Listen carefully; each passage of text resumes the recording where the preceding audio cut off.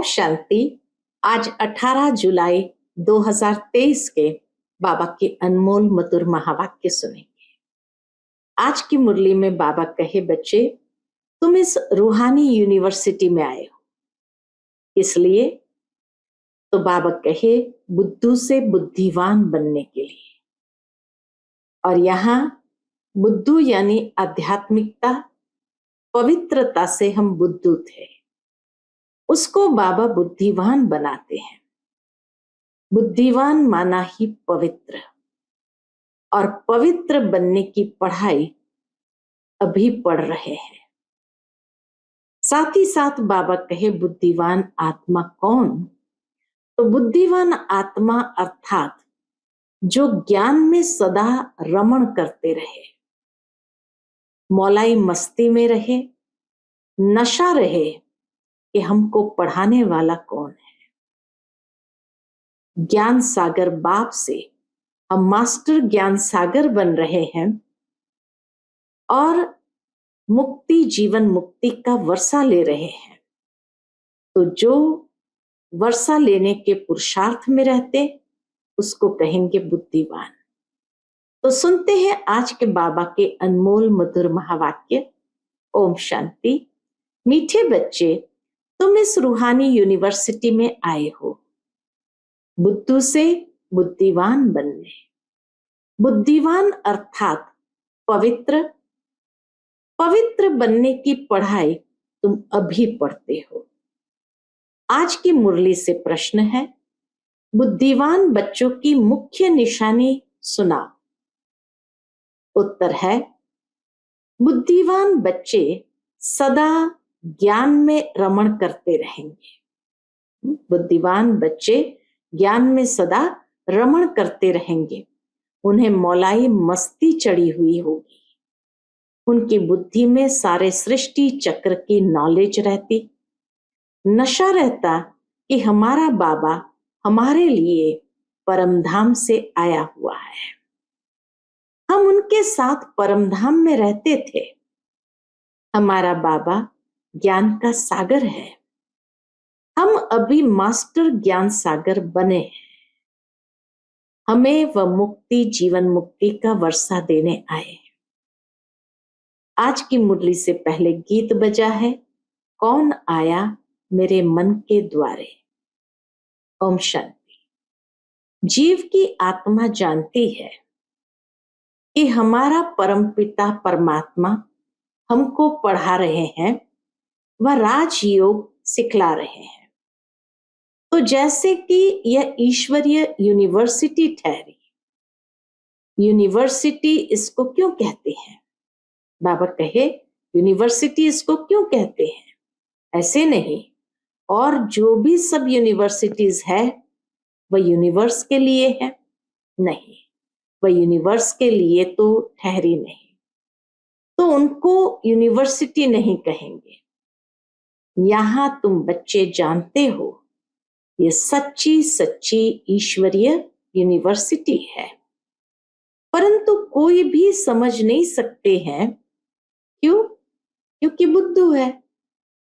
बुद्धू को बुद्धिवान बाप ही बनाते हैं। मनुष्य बुद्धिवान के आगे माथा झुकाते हैं। जो बाबा कहे बुद्धिवान है उनके आगे माथा झुकाते हैं। देवी देवताओं को, सन्यासियों आदि को माथा झुकाते हैं।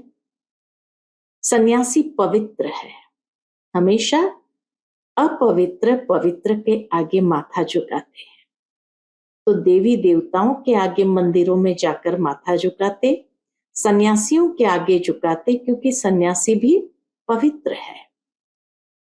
तो जरूर बुद्धिवान ठहरे। जो भी पवित्र है तो कम से कम पवित्र बनने की बुद्धि उनके पास है, पवित्रता के महत्व को जो जानते हैं। तो इसीलिए बाबा ने कहा वो बुद्धिवान है। सन्यासी पवित्र है तो जरूर बुद्धिवान ठहरे।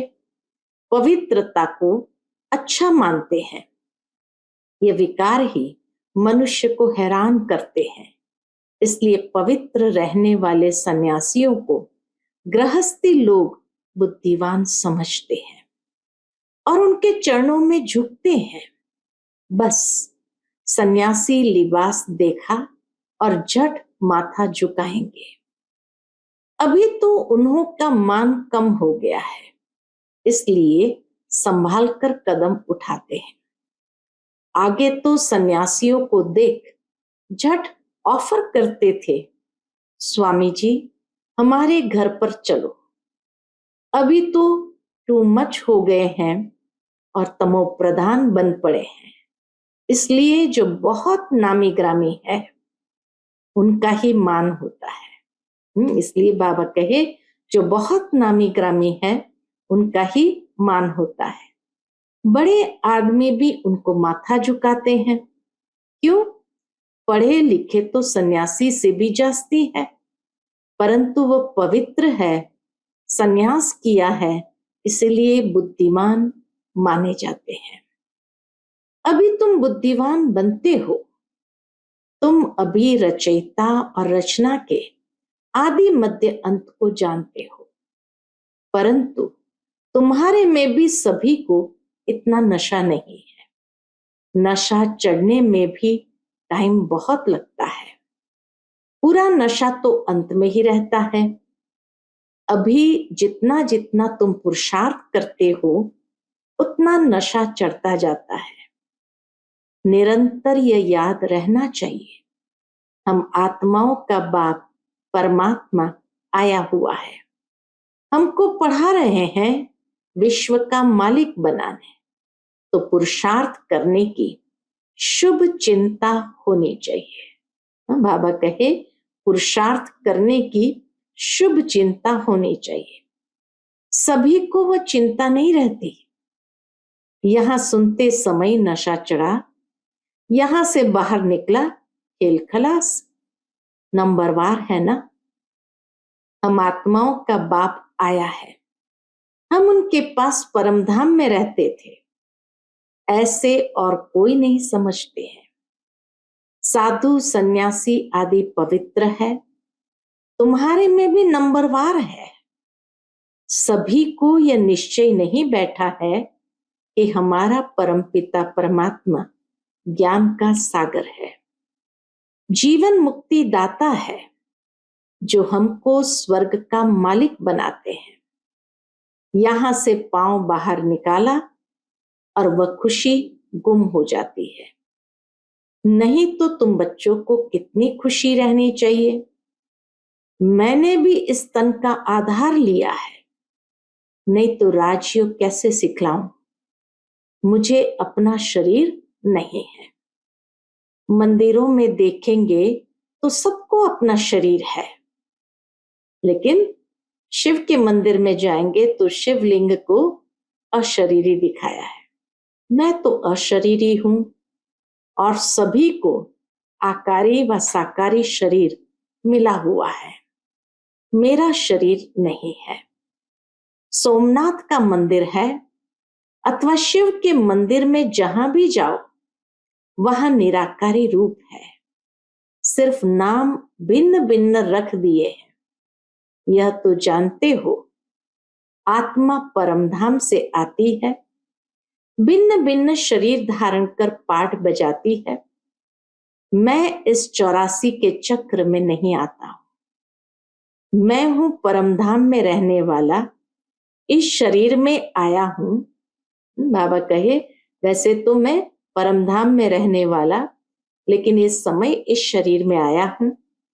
तुम कहेंगे निराकार फिर कैसे आते हैं? हाँ, आ सकते हैं।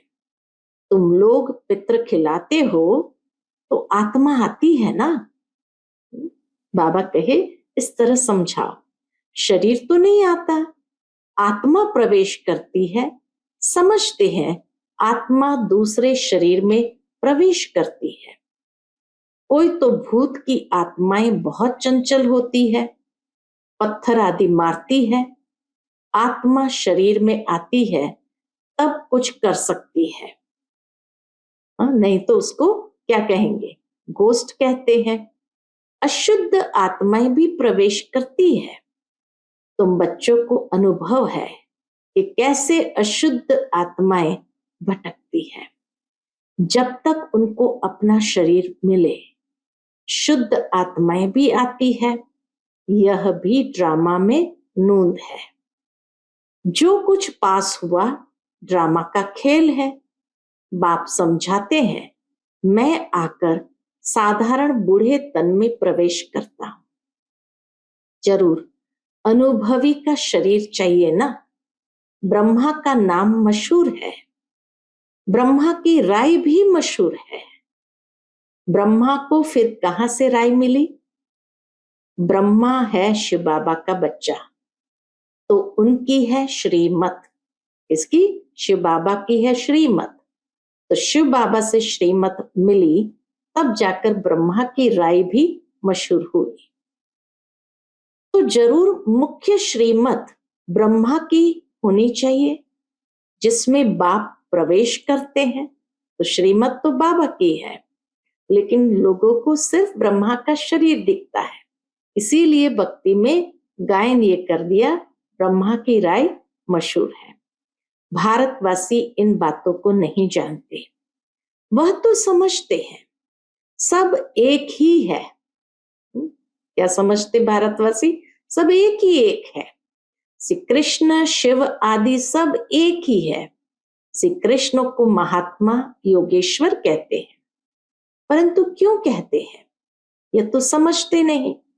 श्री कृष्ण की आत्मा अभी ईश्वर द्वारा योग सीख योगेश्वर बन रही है। कितना गुप्त राज है। मनुष्य तो कह देते परमात्मा नाम रूप से न्यारा है, उनका शरीर है नहीं, परंतु तुम तो कहते हो सोमनाथ का मंदिर शिव के अवतरण का यादगार है। जरूर कल्प पहले शिव बाबा आया हुआ था और अब आया हुआ है। फिर द्वापर में उनकी भक्ति शुरू होती है। शिवरात्रि मनाते हैं। बाप बैठ समझाते हैं, तुम आत्माएं परमधाम से आई हो पाठ बजाने। आत्मा अविनाशी है, इसमें 84 जन्मों का पाठ भरा हुआ है। जैसे बाप पुराने शरीर में आए हैं, वैसे तुम भी पुराने शरीर में हो। 5 तत्व तमो प्रधान होने कारण पुराने हो गए, तो इसी तरह बाबा कहे तुम भी पुराने शरीर में हो। बाबा इस पुराने शरीर से लिबरेट कर नया देते हैं। युक्ति बतलाते हैं कि कौड़ी तुल्य से हीरे तुल्य कैसे बनो। गाते भी है माशुक एक। बाप कहते हैं मैं परमधाम का रहवासी हूं, तुम भी परमधाम में रहने वाले हो। मैं पुराने ते पुराने शरीर में आया हूं। तुम्हारा भी 84 जन्म के अंत का यह पतित तन है। तुम भी अपने को आत्मा समझो। बाबा राय देते हैं, तुम भी अपने को आत्मा समझो। हमने 84 जन्म भोग पूरे किए हैं। अभी फिर नई दुनिया में हमको नया शरीर मिलेगा, तो कितनी खुशी में रहना चाहिए। नंबरवार है। कोई तो बिल्कुल ही डल हेड है। माया ने बिल्कुल ही पत्थर बुद्धि बना दिया है। जैसे गर्म तवे पर पानी डालो तो बिल्कुल ही सूख जाएगा, ऐसे तपे तवे हैं, ऐसे तपे हुए तवे जैसे। अरे तुम अपने को सिर्फ आत्मा बाप की संतान समझो। वह भी नहीं समझते। अगर समझते तो आश्चर्यवत भागंती क्यों हो जाते। माया बड़ी जबरदस्त है। कोई गफलत की और माया थप्पड़ मार देगी। अरे बाबा आया है वर्षा देने, फिर भी तुम विकारी बनते हो। बड़ा जबरदस्त थप्पड़ लगाती है। बाप तो थप्पड़ नहीं मारेंगे, माया थप्पड़ मार मुंह फेर देती है। ऐसे बहुत माया के थप्पड़ खाते रहते हैं। माया भी कहती है तुम बाप को याद नहीं करते हो तो मैं मारती हूं। माया भी क्या कहती है, तुम बाप को याद नहीं करते हो तो मैं मारती हूं। माया को हुक्म मिला हुआ है। बुद्धिहीन को बुद्धिमान बनाना है तो क्यों नहीं सर्विस करते हो? क्या अब तक माया के मोचरे खाते रहना है? बहुत मोचरा खाते रहते हैं। कोई को क्रोध का, कोई को मोह का मोचरा। बाप कहते हैं तुम सब कुछ सरेंडर कर ट्रस्टी हो रहो। विकार भी दान में दिया, फिर काम में क्यों लाते हो? जब विकार बाबा को दान में दे दिया, फिर काम में क्यों लाते हो? विकारों का तो कोई रूप नहीं है। धन के लिए कहेंगे ट्रस्टी हो रहो, बल काम में लगाना, परंतु बहुत संभाल से, बाप की श्रीमत से, पैसे से कोई ऐसा विकर्म नहीं करना, नहीं तो उनका बोझ सारा तुम्हारे सिर पर चढ़ेगा। माया बड़ी तमोप्रधान है, वह भी जानती है ये बाप को ठीक रीति याद नहीं करते हैं, इसलिए मारो उनको गुस्सा। बाबा कहे माया बड़ी तमोप्रधान है, वह भी जानती है, तमोप्रधान होने के बावजूद भी जानती है कि ये बाप को ठीक रीति याद नहीं करते हैं, इसलिए मारो इनको गुस्सा। माया कहती है अगर बाप और वर्षे को याद नहीं करेंगे तो मैं थप्पड़ मार दूंगी। समझा? बहुत बच्चे लिखते भी हैं बाबा माया ने थप्पड़ मार दिया। बाबा भी लिखते हैं हाँ बच्चे, माया को हुक्म मिला हुआ है। कई बार बाबा कहते हैं ना माया मेरी आज्ञाकारी बच्ची है, तो इसीलिए बाबा कहते माया को हुक्म मिला हुआ है, खूब थप्पड़ मारो, क्योंकि तुम मेरा बनते नहीं हो। तुमको सदा सुखी बनाने आया हूं, तो तुम भी बच्चे याद नहीं करते हो। बाबा कहे तुम्हें सदा सुखी बनाने आया हूं, तो भी तुम बच्चे याद नहीं करते हो। है भी बड़ा सहज, परंतु टाइम लगता है। नहीं तो बाप और वर्षे को याद कर खुशी का पारा चढ़ जाना चाहिए। आखिर में याद करते करते जुस्की यानी हिचकी आए, बस याद करते करते हिचकी आकर के आत्मा शरीर से अलग हो जाए, हम बाबा के पास चला जाता हूं, फिर आ जाऊंगा स्वर्ग में, एकदम जैसे मौलाई बन चले जाएंगे। एकदम जैसे मौलाई मना नरम बन चले जाएंगे। अच्छा, यह तो कोई नहीं जानते हैं, आत्मा आशिक है परम पिता परमात्मा की। सच्चे सच्चे आशिक तुम हो। आधा कल्प तुम आशिक बन माशुक को खूब याद करते हो, परंतु यह नहीं जानते कि आत्मा परमात्मा पर आशिक होती है। वह तो कह देते आत्मा सो परमात्मा, परमात्मा सो आत्मा। यहां तो बहुत फर्क है। तुम जानते हो परमात्मा है माशुक, वह पवित्र सोल हमको कितना खूबसूरत बनाती है। हम आत्मा गंदी बनने से जेवर भी गंदे बन पड़े हैं। बाबा आए हैं फिर गोरा बनाने, फिर शरीर भी गोल्डन एजेड मिलेगा। खाद सोने में डालते हैं ना, अब देखो ये मंदिर है आदि देवी का, उनका नाम कोई ने महावीर रख दिया, अर्थ कुछ नहीं जानते। हनुमान को भी महावीर कह देते हैं। अब कहां हनुमान, कहां फिर आदि देव को भी महावीर कह देते। जैन महाराज मुनि ने जो कुछ कहा वह चल पड़ा। आजकल तो रिद्धि सिद्धि भी बहुत हो पड़ी है, ये बाबा सबको जानते हैं। बहुत मेहनत करते हैं, हाथ से केसर निकालते हैं। मनुष्य समझते हैं बस कमाल है, झट फॉलोअर्स बन जाते हैं। रिद्धि सिद्धि वालों के तो ढेर फॉलोअर्स है। यहां तो वह बात नहीं है। यहाँ की बात है विकारों को छोड़ने की और पुरुषार्थ करने की। बाबा कहते हैं मैं 5000 वर्ष पहले मुआफिक आया हूं। ऐसे कोई कह न सके। बच्चे कहते हैं बाबा 5000 वर्ष पहले हम आए थे, आपसे स्वर्ग का वर्षा पाया था, अब फिर परमपिता परमात्मा शिव के बच्चे आकर बने हैं इस ब्रह्मा द्वारा। दुनिया है कलयुग में, कलयुग में ब्राह्मण कहां से आए? ब्राह्मण तो संगम पर चाहिए। पैर और चोटी संगम हुआ ना, शूद्र और ब्राह्मण का संगम। शूद्र से फिर ब्राह्मण बनते हैं। ये 84 का चक्र तो कोई नहीं जानते, तुम जानते हो। हम ब्राह्मण है, ब्रह्मा की औलाद प्रैक्टिकल में बने हैं।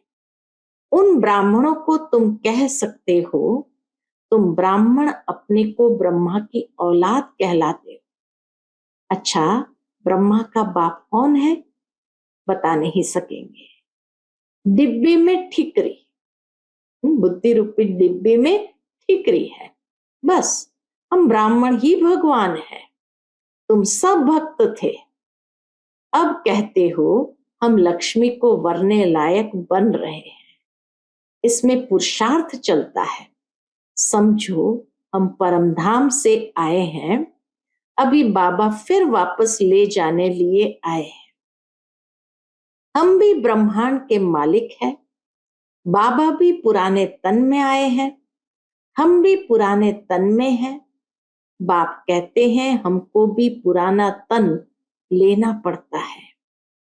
अब मुझ बाप को याद करो तो विकर्म विनाश होंगे। टाइम भी देते हैं। पांडव गवर्नमेंट की सर्विस कम से कम 8 घंटा होनी चाहिए। पांडव गवर्नमेंट की सर्विस कम से कम 8 घंटा होनी चाहिए। राजयोग सिखलाना है, शंख ध्वनि करनी है। तुम श्रीमत से भारत को खास और दुनिया को आम स्वर्ग बनाते हो। स्वर्ग में सिर्फ तुम आते हो और धर्म वाले नहीं आते। ब्राह्मण, देवता, क्षत्रिय, वैश्य, शूद्र, इसको विराट स्वरूप कहा जाता है। एक विराट रूप का भी चित्र बनाना चाहिए जो मनुष्य को सहज समझ में आए। विष्णु को विराट स्वरूप में ले आए हैं। चित्र तो जरूर चाहिए ना। स्कूल में भी चित्र रखते हैं ना, नहीं तो बच्चा क्या जाने। बाबा कहे स्कूल में भी चित्र रखते, मैप्स रखते, नहीं तो बच्चा क्या जाने हाथी क्या होता है, चित्रों पर दिखाते हैं। तो यह भी 4 युग है, अब कलयुग है, जरूर चक्र फिरेगा। ब्राह्मण तो संगम पर होते हैं, बाकी है जिस्मानी ब्राह्मण पंडे। वह ब्रह्मा मुख वंशावली नहीं है। ब्रह्मा मुख वंशावली को तो दादे से वर्षा मिलता है। उन ब्राह्मणों को वर्षा कहाँ मिलता है? इन बातों को तो तुम्हारे में भी नंबरवार समझ सकते हैं। अच्छा, मीठे मीठे सिकिलदे बच्चों प्रति माता पिता बाप दादा का याद प्यार और गुड मॉर्निंग। रूहानी बाप की रूहानी बच्चों को नमस्ते। हम सब रूहानी बच्चों की रूहानी माता पिता बाप दादा को याद प्यार, गुड मॉर्निंग और नमस्ते। नमस्ते। शुक्रिया बाबा, शुक्रिया। आज की मुरली से धारणा के लिए मुख्य सार है। पहली पॉइंट, बुद्धि से सब कुछ सरेंडर कर ट्रस्टी हो रहना है। बहुत संभाल से श्रीमत प्रमाण हर कार्य करना है। दूसरी पॉइंट, बाबा और वर्षे को याद कर अपार खुशी का अनुभव करना है। बाबा की याद में मौलाई बन जाना है। मौलाई माना एकदम मस्त हो जाना है, सच्चा आशिक बनना है। आज का बाप दादा का मधुर वरदान हम बच्चों के प्रति है। समाने और समेटने की शक्ति द्वारा एकाग्रता का अनुभव करने वाले सार स्वरूप भव। समाने और समेटने की शक्ति द्वारा एकाग्रता का अनुभव करने वाले सार स्वरूप भव। देह देह के संबंधों व पदार्थों का बहुत बड़ा विस्तार है। सभी प्रकार के विस्तार को सार रूप में लाने के लिए समाने व समेटने की शक्ति चाहिए। सर्व प्रकार के विस्तार को एक बिंदु में समा दो। सर्व प्रकार के विस्तार को क्या करो? एक बिंदु में समा दो। मैं भी बिंदु, बाप भी बिंदु, एक बाप बिंदु में सारा संसार समाया हुआ है। तो बिंदु रूप अर्थात सार स्वरूप बनना माना एकाग्र होना। एकाग्रता के अभ्यास द्वारा सेकंड में जहां चाहो जब चाहो बुद्धि उसी स्थिति में स्थित हो सकती है। आज का स्लोगन है, जो सदा रूहानियत की स्थिति में रहते हैं वही रूहानी गुलाब है। जो सदा रूहानियत की स्थिति में रहते हैं वही रूहानी गुलाब है। अच्छा, Om Shanti. Click here to like, subscribe and press the bell icon to stay updated with our latest videos.